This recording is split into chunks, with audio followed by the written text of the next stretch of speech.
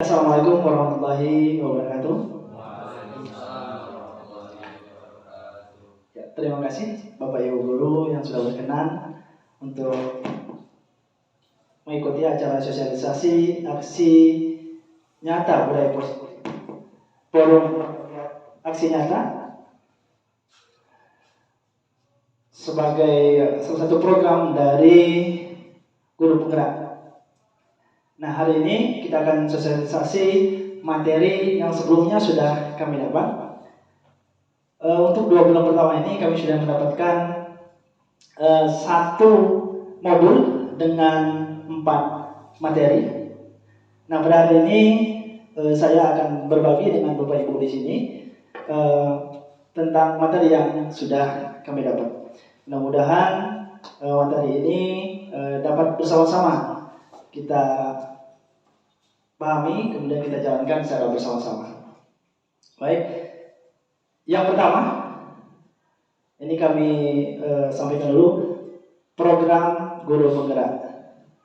Di program Guru Penggerak, ini adalah salah satu program dengan tujuan untuk memberikan bekal kepada para guru berupa kemampuan kepemimpinan pelajaran dan pedagogik, sehingga harapannya mampu menggerakkan komunitas belajar baik dalam maupun di luar sekolah. Harapan kami nanti ke depan juga akan ada Bapak Ibu Guru yang lain yang juga mengikuti program yang sama. Ya, program ini 70% itu daring, kemudian 20% belajar bersama rekan sejawat. Nah, salah satunya yang kita lakukan pada hari ini. Kemudian 10% itu kita belajar bersama dengan instruktur, ini instruktur nasional, kemudian ada fasilitator, dan kemudian ada pendamping atau pendamping praktik atau guru pendamping.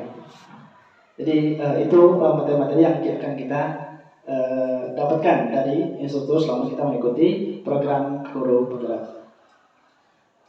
Kemudian di dalam materi yang pertama kami dapat itu tentang filsafat pendidikan, pengajaran dan kebudayaan dari Bapak Pendidikan kita, Ki Hajar Dewantara. Menurut Ki Hajar Dewantara, pendidikan adalah tempat bersemanya benih-benih kebudayaan yang hidup dalam masyarakat. Artinya, pendidikan itu salah satu cara kita untuk mewariskan budaya kepada generasi selanjutnya. Nah, pendidikan adalah daya upaya untuk memajukan perkembangan budi pekerti. Artinya kita dituntut untuk mengembangkan budi pekerti. Setelah itu baru intelektualnya dan jasmaninya. Nah, ketiga ini dapat dikembangkan melalui pendidikan. Jadi kan sebagai garis bawah di sini adalah budi pekerti. Artinya apa? Yang kita utamakan adalah karakter anak. Ya. Kemudian di sini ada pendidikan nasional, pendidikan yang berdasarkan garis-garis kebangsaan, ya. Yang dimaksud garis kebangsaan adalah kultur nasional berdasarkan budaya nasional. Kemudian mungkin ini juga satu yang penting untuk teori pendidikan. Dalam pendidikan modern itu dipakai adalah konvergensi, teori konvergensi. Nah, dalam teori ini diibaratkan anak yang baru lahir itu memang sudah punya tulisan. Jadi dia sudah diibarat kertas yang penuh dengan tulisan. Artinya apa? Anak lahir itu sudah membawa karakternya masing-masing. Tugas guru adalah menuntut tumbuh kembangnya karakter yang ada pada anak. Kalau di sini disebutkan menebalkan sifat-sifat positif dari anak itu. Nah, harapannya dengan tebalnya nilai-nilai positif tadi, nilai-nilai negatifnya itu bisa tersuramkan. Artinya apa? Setiap manusia itu ketika dilahirkan mempunyai sifat-sifat alamiah yang hampir sama. Ya, tinggal bagaimana kita menumbuh kembangkan sifat-sifat yang positif. Kemudian pendidikan hanya tuntunan dalam hidup tumbuh kembangnya anak. Menuntut, ya, kita menuntut tumbuh kembangnya anak. Pendidikan ini keluarga, ya, dari pertama dari keluarga memberikan dasar sosial yang suci, murni dan penuh cinta kasih. Tapi memang pendidikan ini tidak lepas dari peran keluarga. Kemudian metode among siswa, itu yang menjadi falsafah pendidikan kita. Di sini ada ing ngarso sung tolodo ing madya mangun karsa tuturi handayani. Artinya di depan harus bisa memberi teladan, kemudian ketika di tengah-tengah harus bisa membangun kebersamaan, dan tuturi handayani dari belakang itu mendorong siswanya untuk maju. Itu adalah falsafah pendidikan kita yang dibuat atau dicetuskan oleh Bapak Pendidikan kita Ki Hajar Dewantara. Ini asas taman siswa ya. Bebas dari segala ikatan, dengan suci hati mendekati sang anak, tidak untuk meminta suatu hak namun untuk menghamba kepada sang anak. Jadi inti dari modul 1.1 kita menggunakan filosofi petani, tukang kebun. Jadi kalau kita petani itu nanam jagung, maka tidak mungkin tumbuh padi. Yang mungkin adalah tumbuh rumput. Ya, artinya apa? Apa yang kita tanam, itulah nanti yang akan kita petik. Nah, selama proses penanaman itu kita harus merawatnya. Sama dengan pendidikan. Ya, anak-anak itu adalah kita menuntun mereka, kemudian mempersiapkan mereka untuk memasuki masa depannya. Kemudian menghamba para siswa artinya adalah kita betul-betul menjadikan anak sebagai penuntun untuk masa depannya. Kemudian memahami kodrat anak. Nah, jadi ada kodrat alam, ada kodrat zaman. Maksudnya beda zaman itu beda perlakuan, kemudian beda alam juga ini juga akan mempengaruhi pola dalam sebuah pendidikan. Kemudian bermain. Kenapa Ki Hajar Dewantara itu menggunakan taman siswa ya, yang tidak memakai sekolah ya. Jadi sekolah itu adalah menurut Ki Hajar Dewantara tempat bermain. Artinya sekolah itu harus tempat yang menyenangkan sehingga proses belajar mengajar dapat berlangsung dengan baik. Kemudian kita memperbaiki laku ya, atau budi, cipta, rasa dan karsa dan pekerti.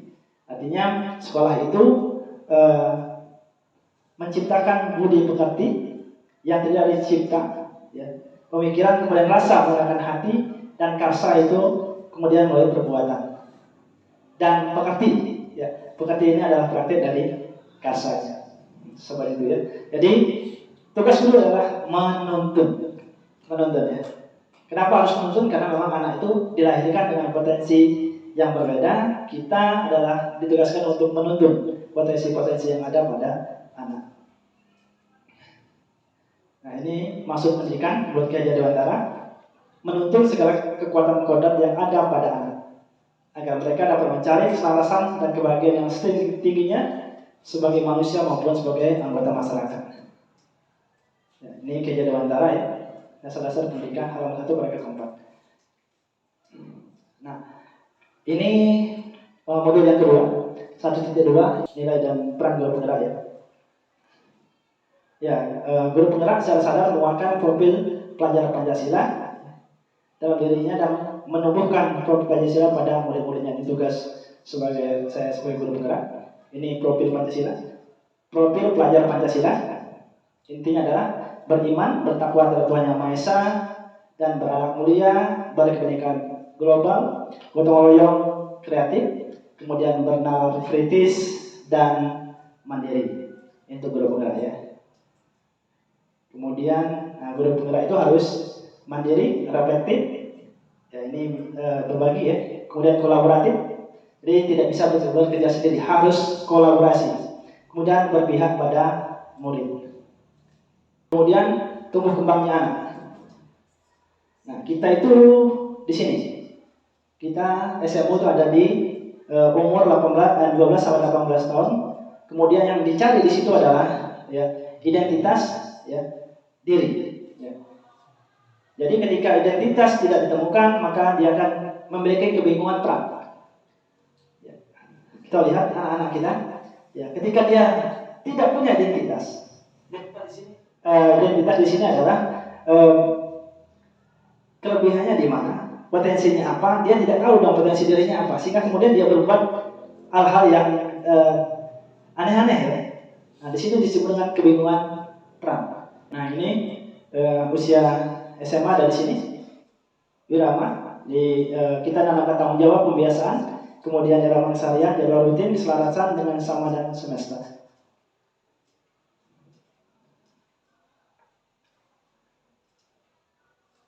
mungkin tidak terlihat ya. Jadi maksud pendidikan, ya. Selama ini yang terjadi begini, Bapak Ibu ya.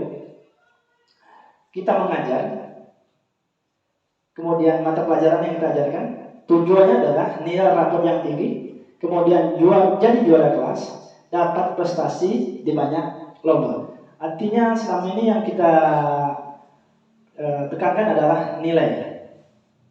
Tapi kita melupakan ini ya, anak sebagai manusia maupun anak sebagai anggota masyarakat. Sehingga terkadang pelajaran yang kita dapat anak di sekolah itu tidak bisa dipraktekkan di rumah atau di masyarakat.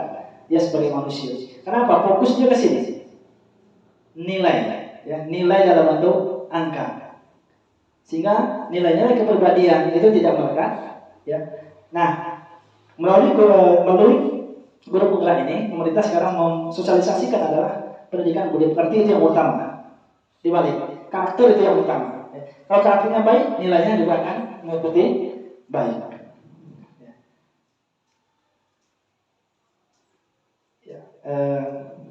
Fokus kita masih ke sini, prestasi. Kadang-kadang prestasi nilai itu tidak bisa membantu dia untuk hidup di masyarakat ya.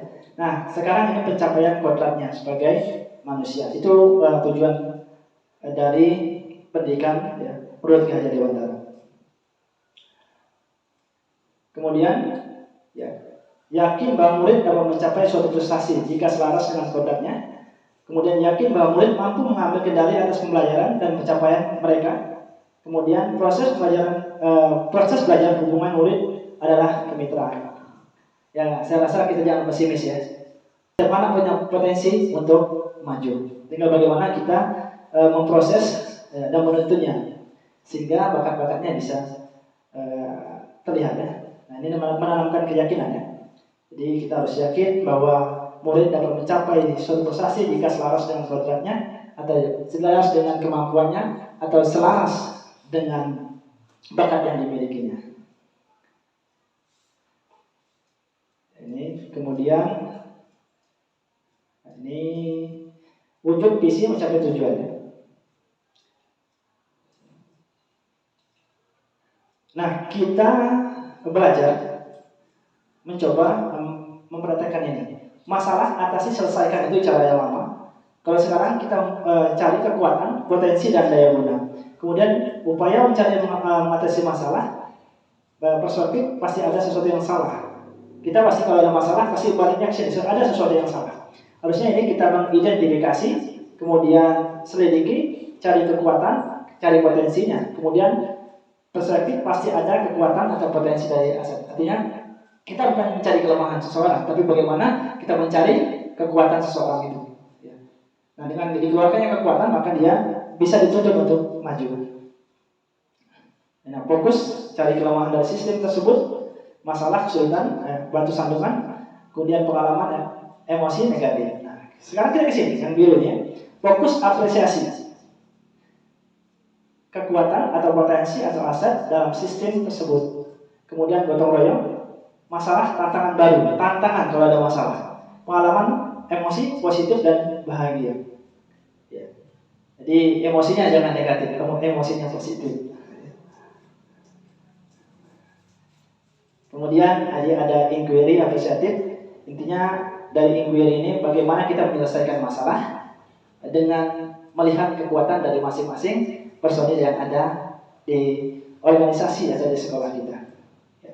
Jadi sebetulnya sekolah kita ini semua gurunya punya potensi, punya kekuatan di bidangnya masing-masing. Tinggal beri kepercayaan, beri dia tugas, kemudian minta dilaksanakan itu. Saya akan bisa melaksanakan itu ya.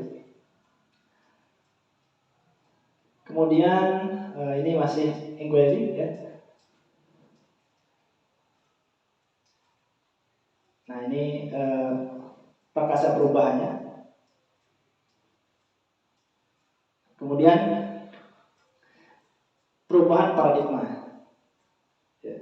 Kemudian bagi seorang bisa berubah dari paradigma stimulus respon kepada pendekatan teori kontrol.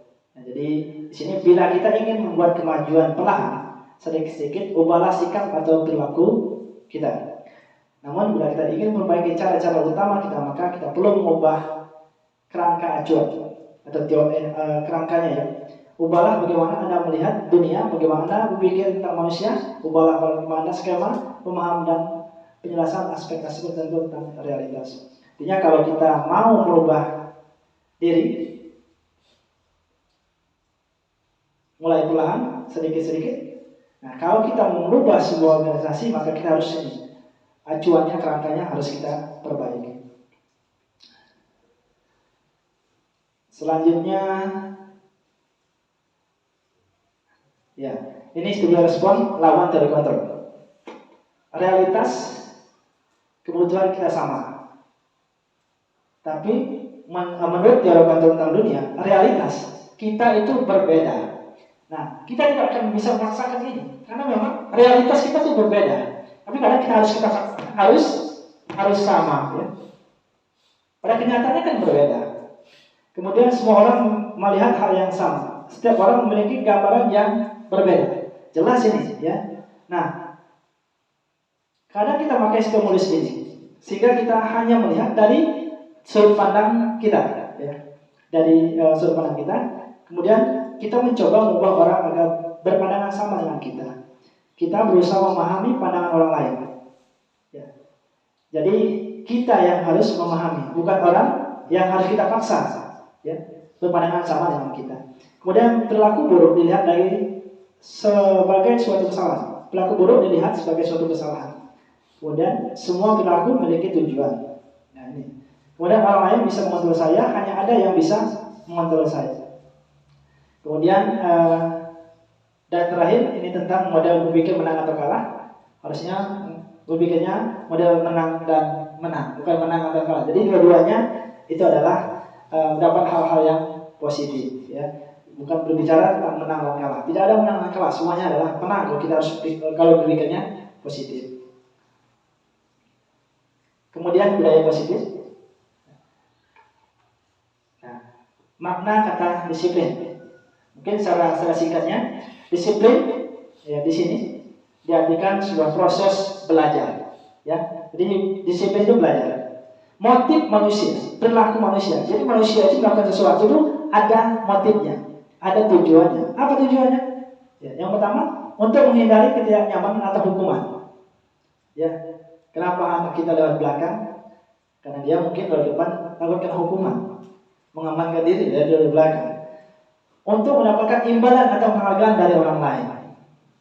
Ya, untuk mendapatkan imbalan dan penghargaan dari orang lain.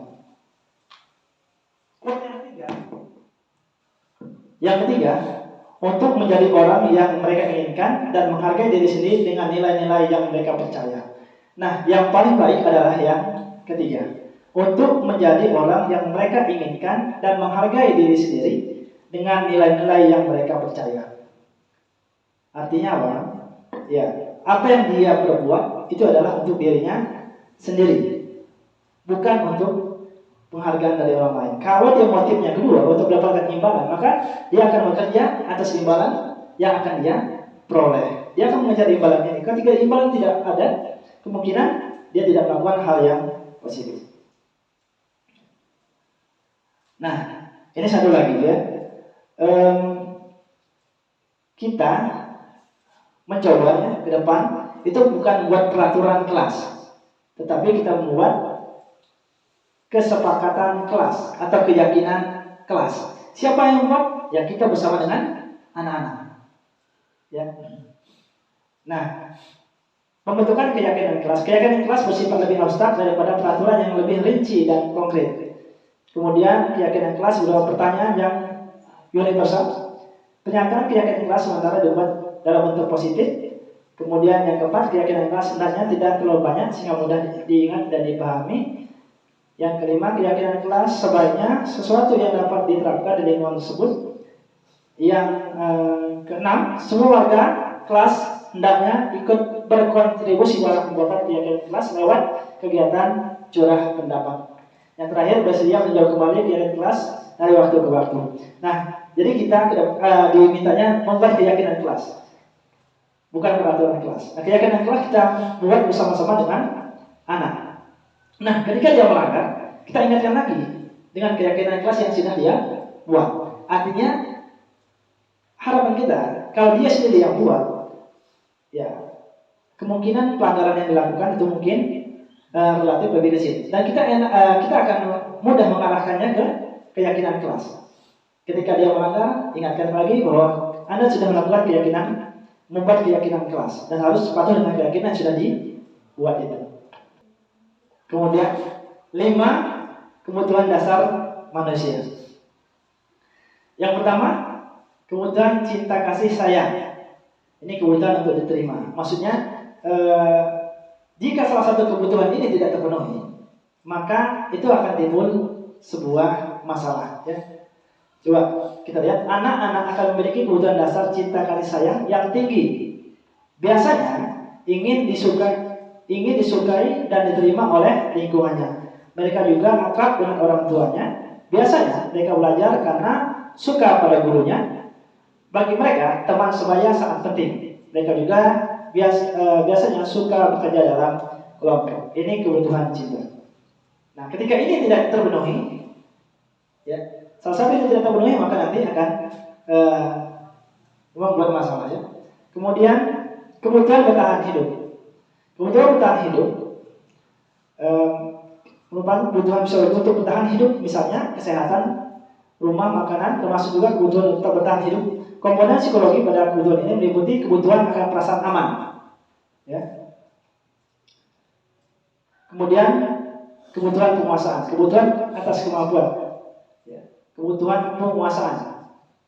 Ini dia ingin diakui, ya. Menjadi terampil, diakui prestasi dan keterampilan kita. Jadi betul juga pengakuannya. Kemudian kebutuhan kebebasan. Untuk bebas, ya, orang biasanya mempunyai otonomi sendiri, otonomi dan kemandirian. Ya. Nah ini kemandirian, otonomi, memiliki pilihan dan kemampuan mengendalikan arah hidup seseorang.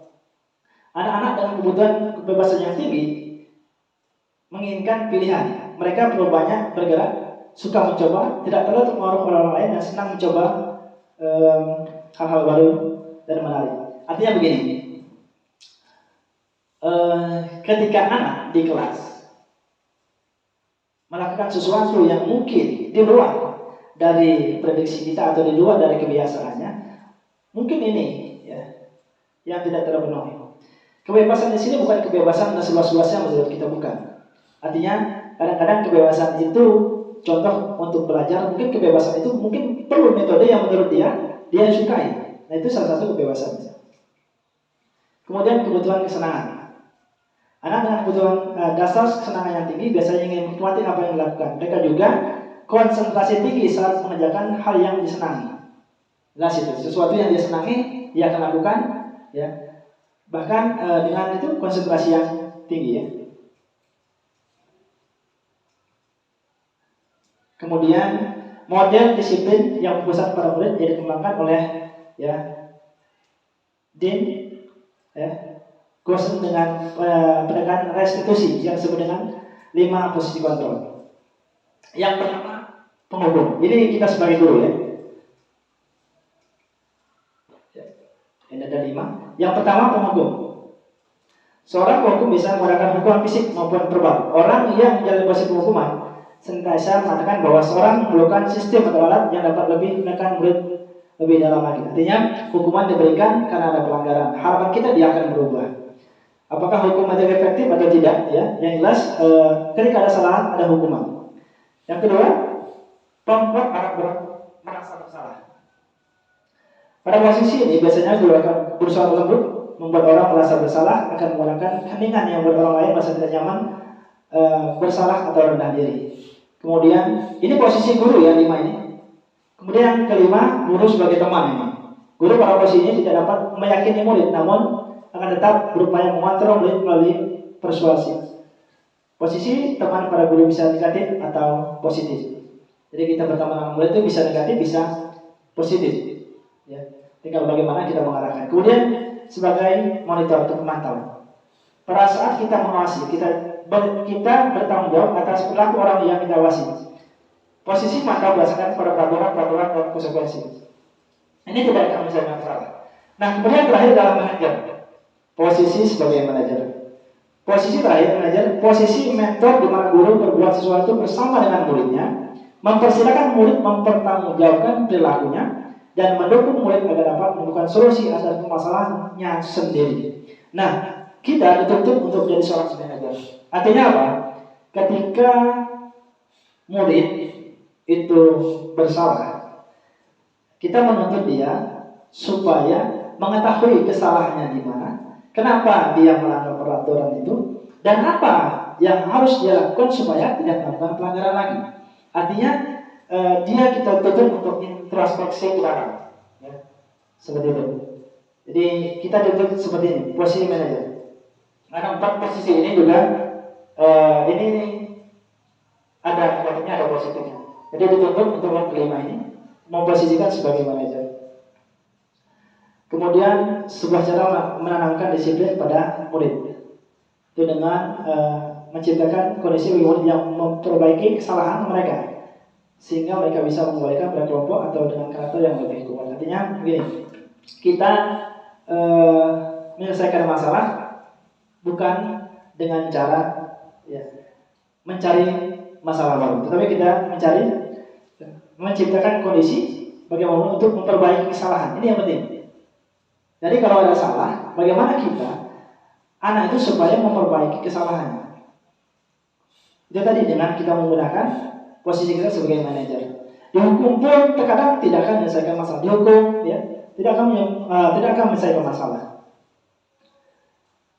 Ini restitusi, proses kolaboratif yang mengajarkan murid untuk mencari solusi untuk masalah. Jadi murid itu kita tuntut untuk mencari solusi atas masalah yang dia buat. Dengan itu dia paham bahwa itu dia melanggar dan apa yang harus dia perbuat ke depannya, seperti itu. Kemudian ciri-ciri yang membedakan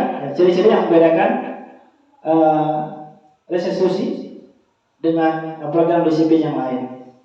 Yang pertama, restitusi bukan untuk menebus kesalahan, namun untuk belajar dari kesalahan. Bukan untuk menebus, tapi belajar dari kesalahan. Kemudian restitusi memperbaiki hubungan. Kemudian restitusi adalah tawaran, bukan paksaan. Kemudian menuntut untuk melihat ke dalam diri. Ini ya, menuntut untuk melihat ke dalam diri. Kemudian mencari kebutuhan dasar yang mendasari tindakan. Artinya kalau ada anak yang terlambat, harus kita cari dulu solusi, harus kita tanya dulu kenapa dia terlambat. Ya, restitusi menguatkan. Bukan tidak boleh kita menghukum. Ya, dalam istilah ini bukan menghukum tadi, bukan menghukum, tapi kita memberi sanksi dan kontribusi. Artinya sanksi diberikan terhadap kesalahan yang dia perbuat. Harapannya mendorong anak itu untuk sadar terhadap kesalahan yang dia perbuat. Kemudian kita juga fokus pada solusi, menyelesaikan masalah, dan yang terakhir mengembalikan murid yang bersalah pada kelompoknya. Ya. Kemudian ini ada segitiga restitusi, ya. Ini segitiga. Kemudian ini ya, yang harus kita lakukan pada tindakan yang salah. Kemudian menanyakan keyakinan, menstabilkan identitas. Ketiga ini ya. Jadi validasi tindakan, kemudian menanyakan keyakinan, kemudian menstabilkan identitas. Kemudian keyakinan keras yang telah kita sepakati ini kita kembalikan lagi ke situ. Kemudian kamu ingin menjadi orang yang seperti apa? Ini kita kembalikan lagi ke anaknya. Kemudian kamu tentu punya alasan mengapa melakukan itu. Alasan harus kita tanya. Ya. Kemudian adakah cara yang lebih baik, efektif untuk mendapatkan apa yang kamu butuhkan. Kemudian yang kedua, yang terlihat di bawahnya ada setiap orang pasti pernah melakukan kesalahan. Kemudian kamu bukan satu-satunya yang pernah melakukan kesalahan. Ini dua ini juga penting ya. Jadi agar dia tahu bahwa kesalahan itu bisa diperbaiki atau asal dia mau memperbaiki. Itu saja yang bisa saya berikan. Terima kasih kepada Bapak Ibu yang sudah berkenan hadir. Mudah-mudahan apa yang kita bahas hari ini itu akan bermakna dan dapat kita jadikan sebuah perbendaharaan pengetahuan kita. Terima kasih. Wassalamualaikum warahmatullahi wabarakatuh.